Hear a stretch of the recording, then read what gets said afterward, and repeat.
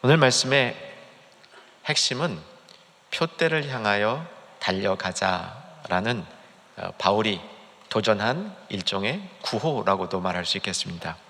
우리는 이 구호에 매우 친숙합니다. 어려서부터 목표를 향하여 달려가는 이런 교육 문화 가운데 우리는 살아왔습니다. 요즘 세상도 그렇죠. 늘 목표를 정하고 그 목표를 달성하는가, 그렇지 못한가, 이것이 과제가 되어서 우리의 삶을 이렇게 동기부여하는 일들이 참 많이 있습니다. 그런데 오늘 성경이 얘기하고 있는 표대를 향하여 달려가라는 삶과 우리가 이 세상에서 이미 친숙한 목표 지향적인 삶은 어떻게 다를까요? 이 세상의 목표 지향적인 삶은 사실은 우열을 가늠하는 방법이기도 합니다.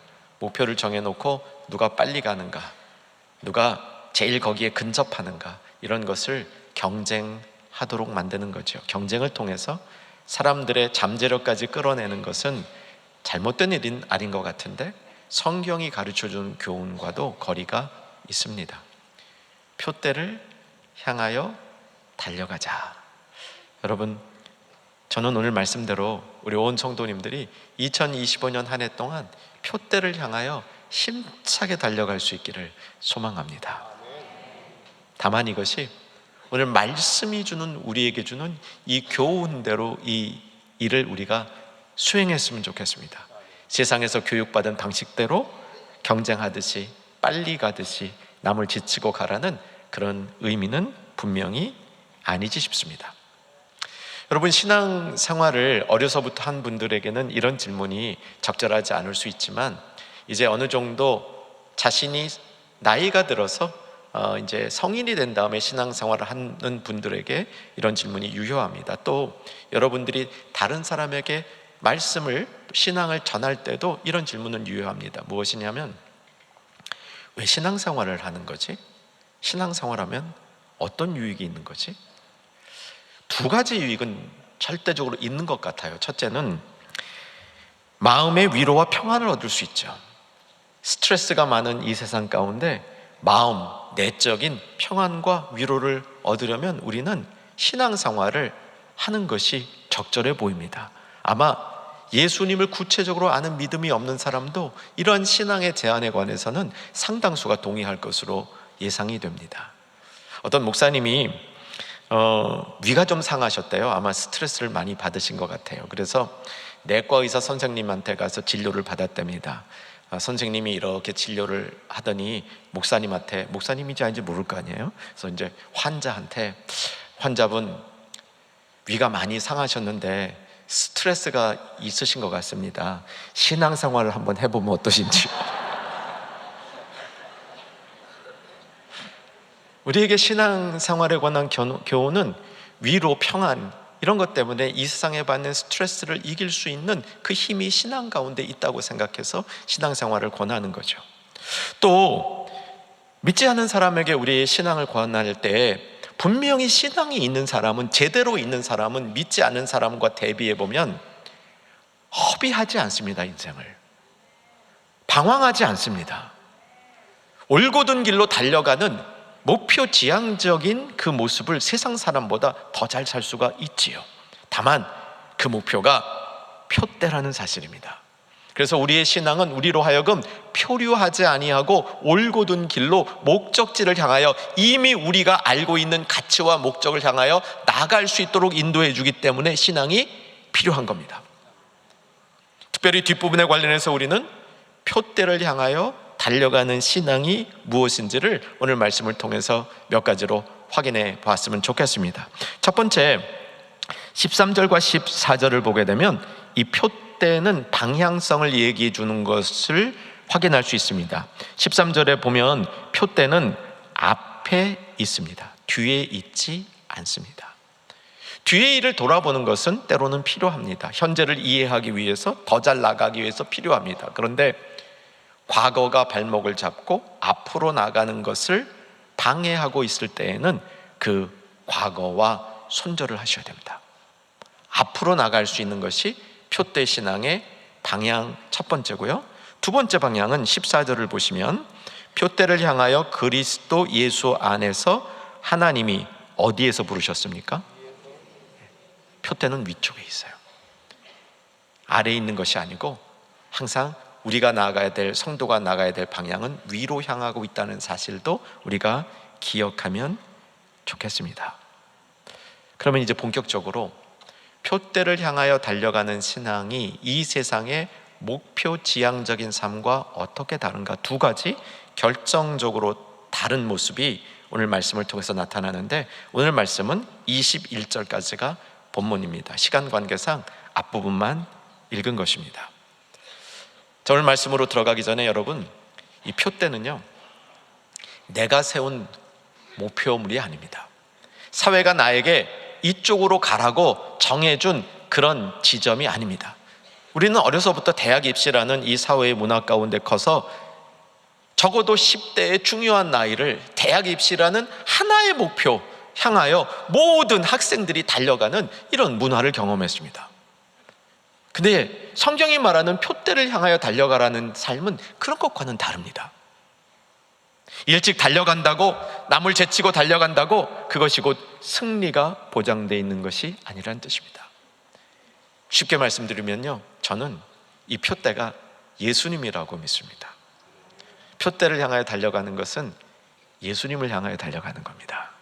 앞으로, 위로, 예수님이 계신 곳으로, 예수님이 부르시는 곳으로, 예수님이 우리를 오라고 안내해 준 길을 따라서 가는 것이 표대를 향하여 달려가는 삶의 모습인 것이죠.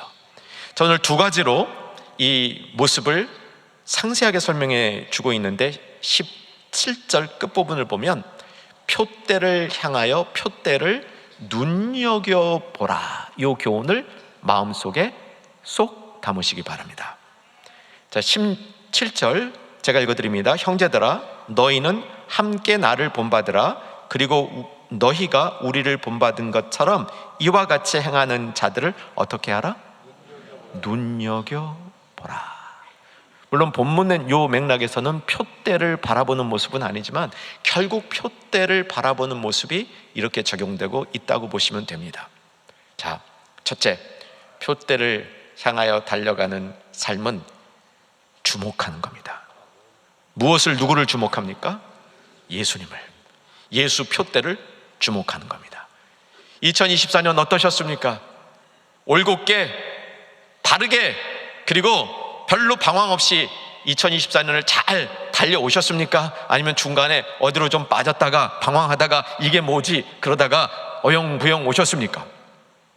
2025년도는 표대를 향하여 잘 달려갈 수 있는 우리 모두가 되기를 주 안에서 소망하는 겁니다. 그러기 위해서 주목해야 됩니다. 뭐를요? 표대를, 예수님을 주목해야 하는 겁니다.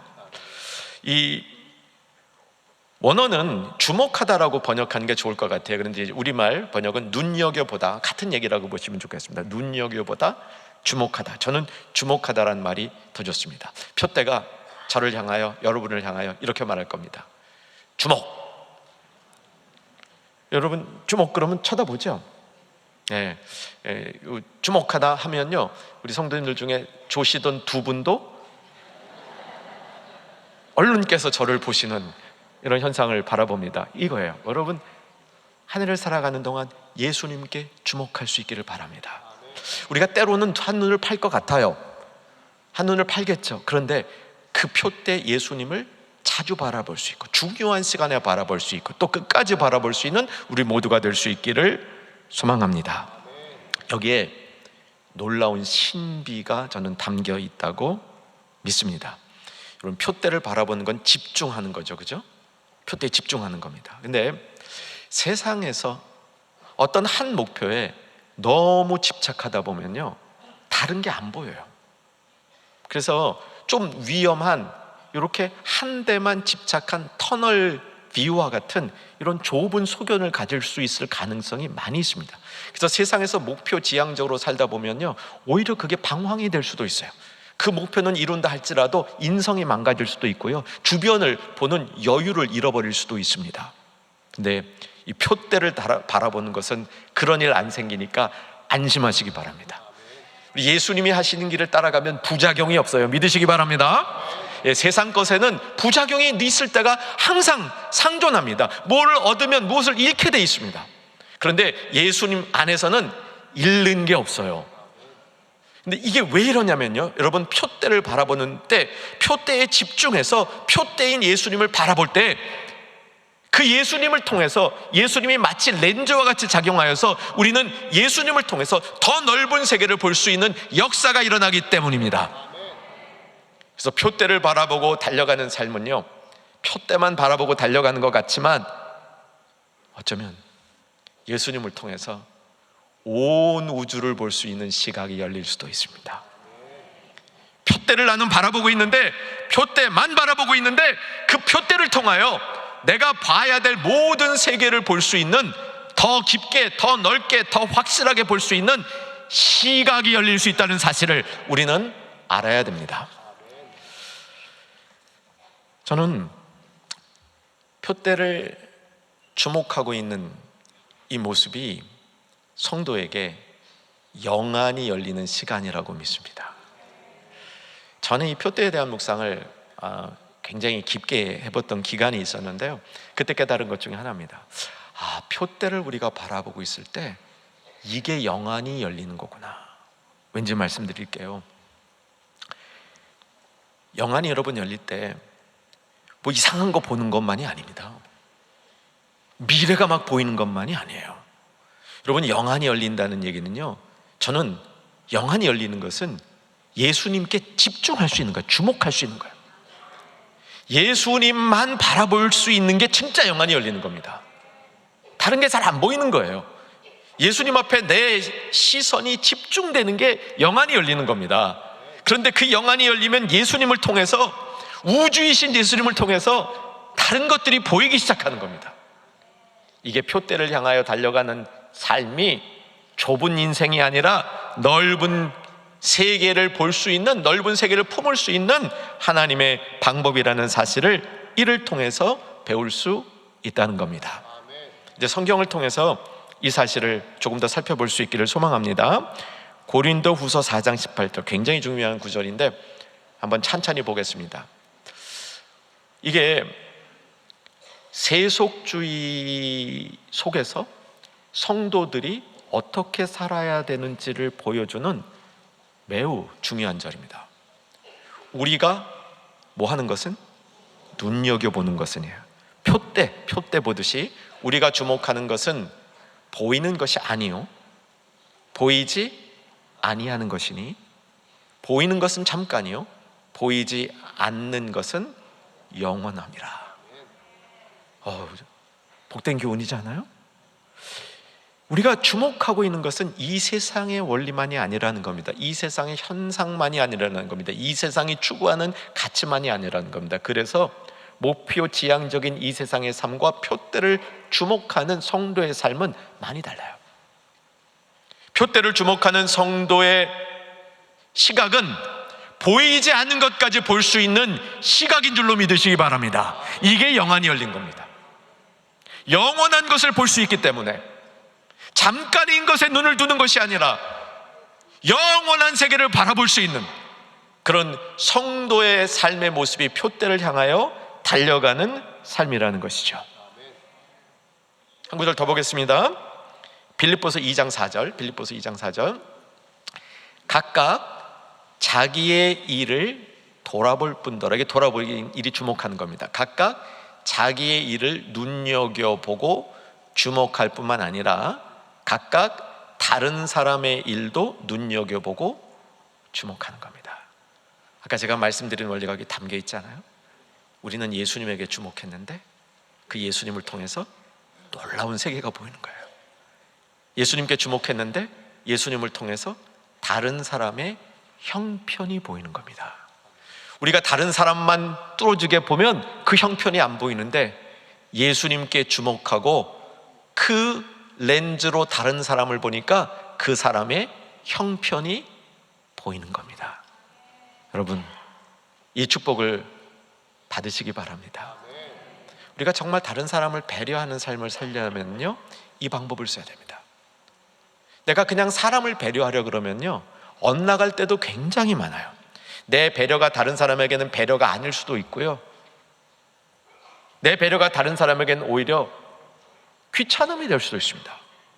그런데 예수님 바라보고 예수님께 주목하는 그 시각으로 다른 사람을 보면 다른 사람의 형편이 보입니다. 이게 빌립보서 2장 4절의 말씀이에요. 자세히 보지 않겠지만 갈라디아서 6장 1절에는 요거랑 반대 현상을 보여줘요. 우리가 다른 사람을 교정해주고 싶다면, 다른 사람을 바르게 세워주고 싶다면 그 다른 사람을 주목하기 전에 자신을 주목하라고 얘기를 합니다. 여러분, 자녀 관계도 마찬가지입니다. 자녀 관계도요, 이 시각이 있어야 자녀들을 바른 길로 이끌 수 있습니다. 우리의 시선이 예수님께 고정이 되고 예수님 표대를 향하여 달려나갈 때 예수님의 렌즈를 통해서 자녀의 형편을 보면 자녀가 뭐가 필요한지 그때 보입니다. 이러한 표대를 향하여 달려가는 영안이 열린 성도들의 올 한 해가 되기를 주의 이름으로 축원합니다. 이제 이 말씀을 담고 히브리서의 유명한 말씀, 히브리서 12장 2절을 보면 히브리서 12장 2절이 지금 모든 과정을 다 이룬 후에 일어나는 정말 신앙의 성숙한 경지라는 사실을 알게 됩니다. 자, 히브리서 12장 2절 같이 앞부분 읽겠습니다. 시작. 믿음의 주요 또 온전하게 하시는 이인 예수를 바라보자. 여기까지. 믿음의 주요 온전하게 하시는 이인 예수를 어떻게 하자고요? 바라보자. 이거는 그냥 멍청이 쳐다보는 게 아니에요. 표대를 향하여 달려가는 그 신앙을 익힌 사람들이 그게 익혀지면 그 다음에 예수님을 바라보는 신앙이 점점 확장되게 되어 있습니다. 끝부분 보시게 되면요, 하나님 보좌 우편에 앉으신 예수님을 바라보는 겁니다. 분명해요. 우리의 시선이 머물러야 되고 고정되어야 될 장소가 분명합니다. 보좌에 앉으신 예수님, 십자가 지시고 부활하시고 승천하셔서 보좌에 앉으신 예수님. 그 보좌에서 뭐 하세요? 기도하세요. 또 보좌에서 뭐 하시냐면 성령을 대신 우리에게 보내주셔요. 그 예수님을 바라보자. 이 신앙을 가르쳐주고 있는 것이죠. 두 번째, 오늘 본문이 가르쳐주고 있는 표대를 향하여 달려가는 신앙의 모습은 20절을 보면 그 윤곽을 찾을 수 있습니다. 20절 중요한 구절이죠. 20절도 같이 한번 우리 마음 모아 읽겠습니다. 그러나 우리의 시민권은 하늘에 있는지라 거기로부터 구원하는 자 곧 주 예수 그리스도를 기다리노니. 표대를 향하여 달려가는 삶은 역설적으로 기다리는 삶이에요. 내가 표대를 향하여 막 달려가지만 그 표대에 내 힘으로 이르는 게 아니에요. 내가 표대를 향하여 달려갈 때 무엇을 경험하는 거냐면 그곳으로부터, 하늘로부터 예수님이 나오셔서 우리를 맞이해 주는 걸 경험하는 겁니다. 그 얘기입니다. 표대이신 예수 그리스도께서 우리를 기다렸다가 맞이해 주는 거예요. 저는 이 표대에 관한 묵상을 오래전에 깊게 했다는 말씀을 드렸는데, 그때 아까 영안이 열리는 것보다 더 제 마음속에 이게 묵상 중에 막 뜨거웠던 부분이 이거예요. 표대를 향해서 막 달려가는데 정말 열심히 달려가다 보니까 표대가 나를 향해 와. 여러분, 요거 꼭 묵상해 보시기 바랍니다. 내가 표대를 향해 달려갔는데 세상 목표는요, 달려가면 어떻게 돼요? 도망가 있어요. 저기 있는 줄 알고 막 달려갔는데, 야, 저기까지만 가면 된다 그러고 길을 쓰고 올인하고 달려갔는데 거기 가니까 도망가 있어. 이게 세상 목표예요. 그런데 예수 표대는 우리가 달려가면 그 표대가 내가 다다를 수 있는 곳으로 다가와 주셔요. 우리의 시민권이 어디에 있다고요? 천국에 있어요.